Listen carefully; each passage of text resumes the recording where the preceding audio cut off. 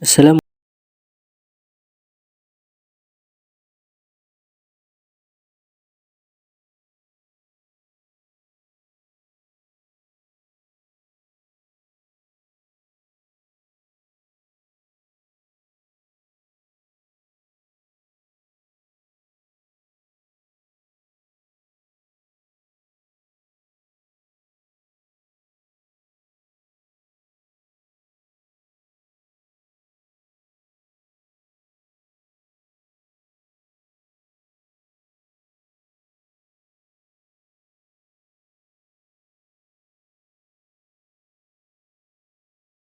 Tanganmu dalam urusan mereka itu, atau Allah menerima taubat mereka atau mengazab mereka, karena sesungguhnya mereka itu orang-orang yang zalim. Rasulullah SAW memahami bahwa maksud ayat itu ialah menyuruhnya agar menghentikan doa permohonan azab dan menyerahkan urusan mereka kepada Allah Subhanahu wa taala. Kemungkinan mereka tetap berada dalam kenyaan hingga akan menerima azabnya, atau mereka bertobat dan Allah menerima tobat mereka hingga akan memperoleh rahmat karunia-Nya. Amr bin As adalah salah satu dari ketiga orang tersebut. Allah memilihkan bagi mereka jalan untuk bertaubat dan menerima rahmat, maka ditunjukinya mereka jalan untuk menganut Islam.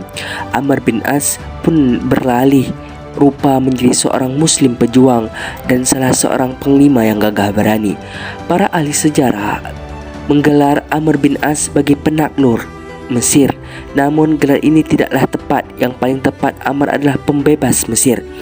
Islam membuka negeri itu bukanlah menurut pengertian yang zalim digunakan di masa modern ini, tetapi maksudnya ia membebaskan dari cengkraman dua kerajaan besar yang menjajah negeri ini serta rakyatnya dari perbudakan dan penindasan yang dahsyat, yaitu Imperium Persia dan Romawi.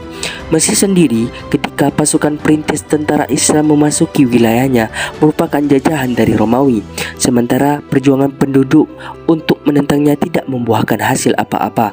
Maka tatkala dari tapal batas kerajaan-kerajaan itu bergema suara takbir dari pasukan yang beriman, Allahu Akbar, Allahu Akbar, mereka pun dengan berduyun-duyun segera menuju fajar yang baru terbit, lalu memeluk agama Islam yang dengannya mereka menemukan kebebasan mereka dari kekuasaan Kisra maupun Kaisar.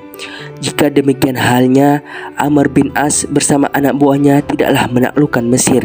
Mereka hanyalah merintis serta membuka jalan bagi Mesir agar dapat mencapai tujuan dengan kebenaran dan mengikat norma dan peraturan-peraturan dengan keadilan, serta menempatkan diri dan hakikat dalam cahaya kalimat ilahi dan dalam prinsip-prinsip Islam. Amr bin As tidaklah termasuk angkatan pertama yang masuk Islam. Ia baru masuk Islam bersama Khalid bin Walid tidak lama sebelum dibebaskannya kota Makkah. Anehnya, keislamannya itu diawali dengan bimbingan Negus Raja Habsyi. Sebabnya ialah karena Negus ini kenal dan menaruh rasa hormat terhadap Amr yang sering berbolak-balik ke Habsyi dan mempersembahkan barang-barang berharga sebagai hadiah bagi raja. Di waktu kunjungannya yang terakhir ke negeri itu, tersebutlah berita munculnya Rasul yang menyebar tauhid dan akhlak mulia di tanah Arab. Raja Habsyi itu menanyakan kepada Amr, kenapa ia tak hendak beriman dan mengikutinya, padahal orang itu benar-benar utusan Allah. Benarkah begitu? Tanya Amr dengan negus. Benar,